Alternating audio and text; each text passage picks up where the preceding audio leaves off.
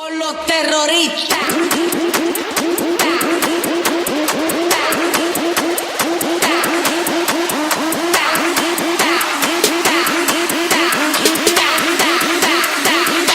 They do the Harlem Shake.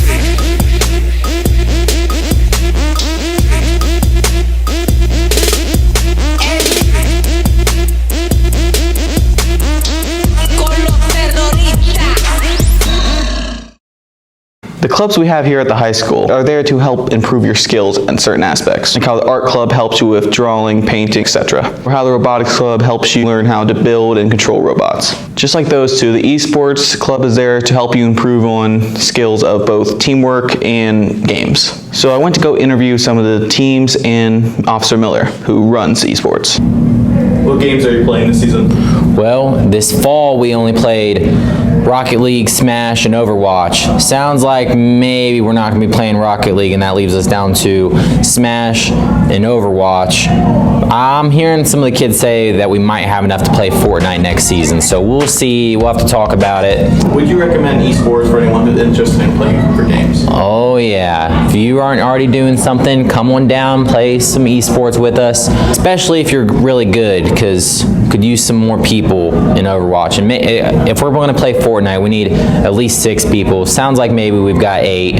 If you want to play Esports, there's a form in Miss Beal's office that you have to complete before the spring season even starts. I need it done like December. There's a deadline to get the rosters done. So get that form, get it turned back in, and then I'll respond. Any questions about Esports, you can just shoot me an email. My email format is the same as yours. It's Miller L. My first name is Logan, so millerl@ils-k12.org. Or just find me if you see me out and about. What game do you play? We play Super Smash Bros. Ultimate. Why do you play that game? Because it's fun. Anyone else gonna speak? Come on! No, you don't have to keep quiet! I was going to... What's the objective of the game? Murder! Defeat your enemy. What character do you play? I play Sora as my main. Dr. Mario and Mario. I play basically most of the characters. I play Yoshi. Robotic operating buddy, Rob. Who's the worst player? Sadly, I was only able to get Smash Team for interviews. But while filming, I decided I would play with them to see if they have what it takes to get to nationals. And because watching people play games is the most boring thing in the world. Although I'm not the best at Smash Bros, I was able to beat some of the top players, including a very salty Johnny Pachamola. The esports team meets up on Monday, Tuesday, and Wednesdays until 4:30. You are not required to bring your own games or consoles. If you have any interest in joining esports, please see Officer Miller. Most of this audio you're just gonna erase. Yeah. Indian Lake Meister Singers held their annual extravaganza this past weekend. I went and I talked to some of the members of the show choir to see what their contribution was to the show.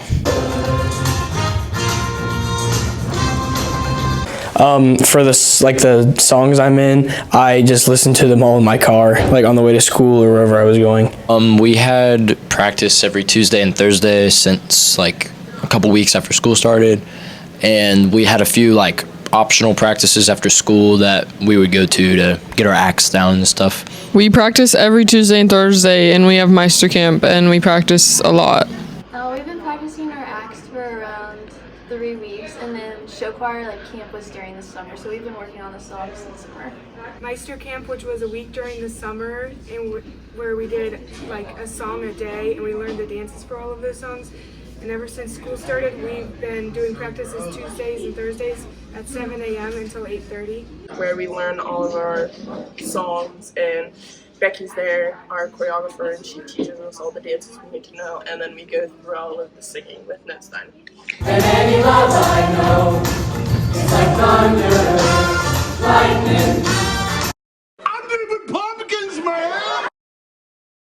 So I have a solo, I'm doing Viva La Vida, I have a duet, it's a song from High School Musical, I'm in the quartet, it's Mr. Sandman, I'm doing a skit called On a Scooter, I'm doing a skit with Daniel, and I'm doing another one with the same scooter group. Singing a duet called Found/Tonight. It's like a combination of 2 songs. I'm doing that with Daniel, and then I'm doing an act, a skit from SNL with Daniel and Colton. I'm in the Rihanna halftime show. Me too.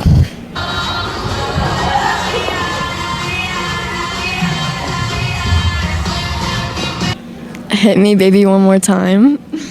I'm singing a duet with Adeline called Apex Predator from Mean Girls, and I'm also in a dance called Boss Ladies from Dance Moms. I'm in the senior dance, and I'm doing 2 solos, one on Friday, one on Saturday. Waving Through a Window from Dear Evan Hansen, and Speechless from Aladdin. I'm in a group as well as a solo. My group is Cups, and then my solo is I Know Where I've Been from Hairspray. I've been here, so I know like what's coming. So I would say I get a little bit more nervous, but it's the same. Like anything with musical, extravaganza, or spectacular, we'll always get it down pat on the day. I'm a little bit nervous. I'm always nervous about it. I'm really scared to like be in front of people. In my opinion, you don't get nervous until you're on the stage, and then all of those doubts like, oh crap, I'm going to screw up, or oh crap, I'm going to slip and fall, or something like that. It just goes into your head. But usually before that, everybody seems fine about it.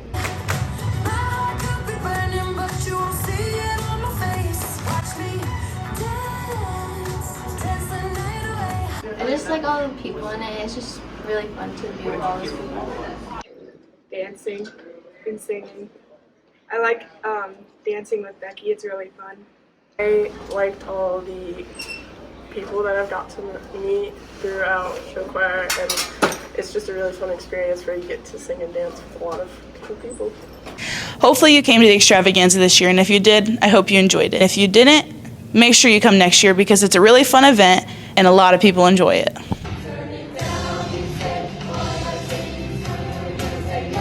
The volleyball team started off this year with a loss, but came back quick with an 11-game win streak and sectional title, including a massive win over Kenton Ridge in the regular season.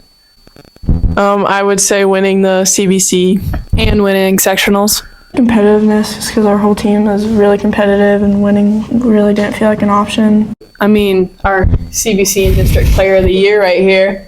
I would say Hallie Roby, because without Hallie, we definitely wouldn't have got the sets that we were trying to set up. We wouldn't have been able to hit like we did. Definitely the JV, because when we played 5-ball against them, they really pushed us, and honestly it was kind of inspiring of how determined they were to hustle after every ball, and I think that motivated us to be the same. A lot of us have been playing for many years, but only having one setter and pulling up some of the younger girls that don't have a lot of experience. Rotation, it's way different, so that's probably our biggest change. Yeah, and it's probably, and then the good thing about it is that like the hitters can adjust to one setter instead of always having to adjust to 2, I guess. I feel like we all got along last year and we all got along this year, so that was a good step. And we've been playing with each other for many, many years, so we all knew each other's personalities, knew what we needed. The only new people were me and Annie, so. Yeah. The chemistry of the team is the same from last year, I feel like. Now some words from Coach Straley. How have the girls changed to make the team better?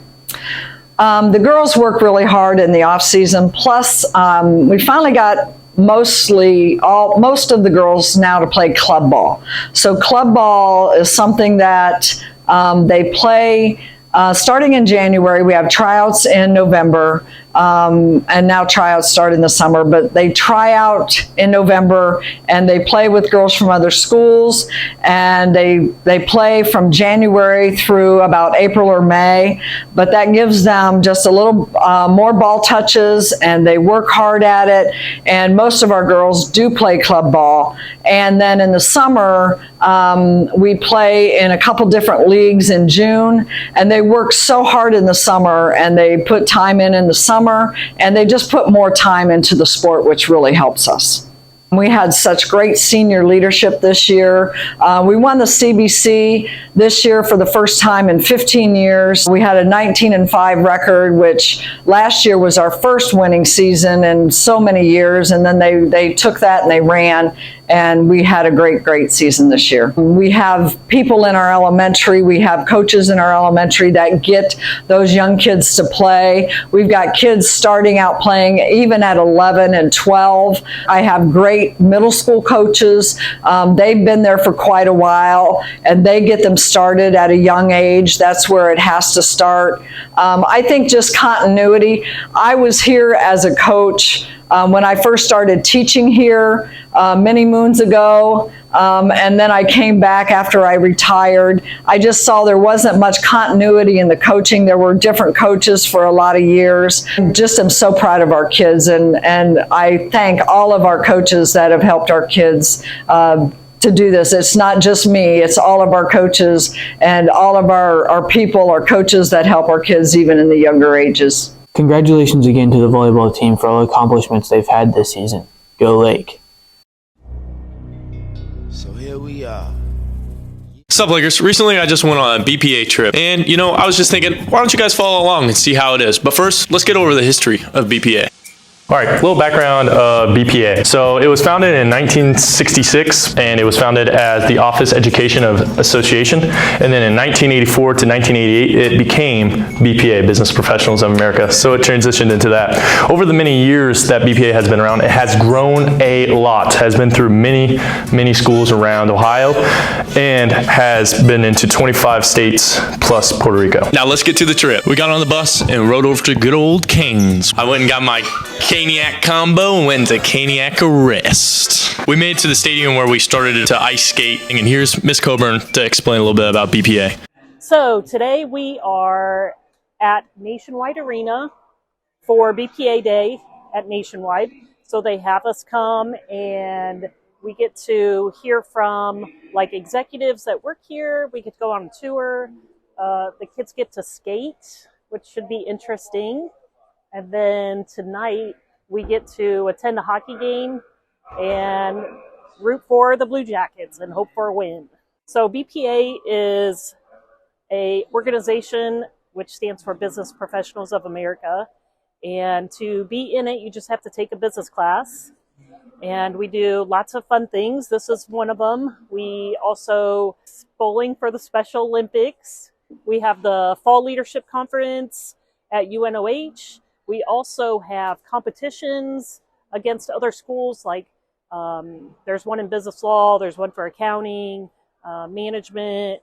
We go and compete against other kids, and then if you advance, you get to go to state, and then we come back to Columbus, just right down the street, and get to stay overnight and compete.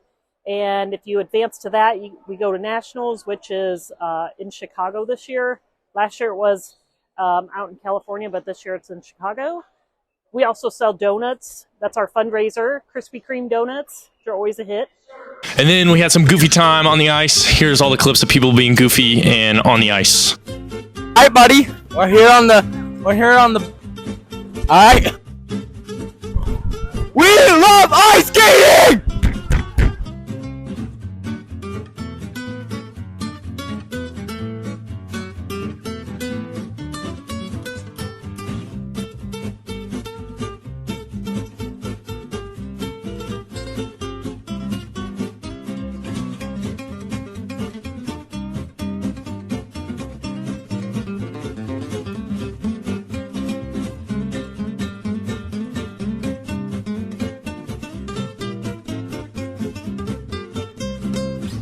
Then we had a tour of the stadium, showing ins and outs, where the announcers are, and the facility itself.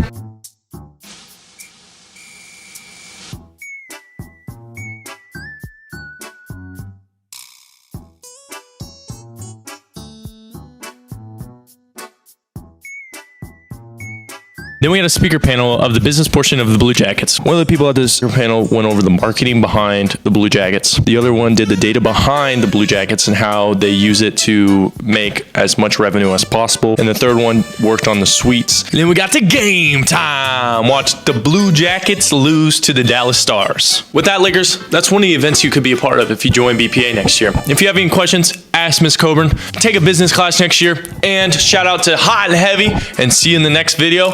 And remember, Lakers, keep your stick on the ice. Trauma 10.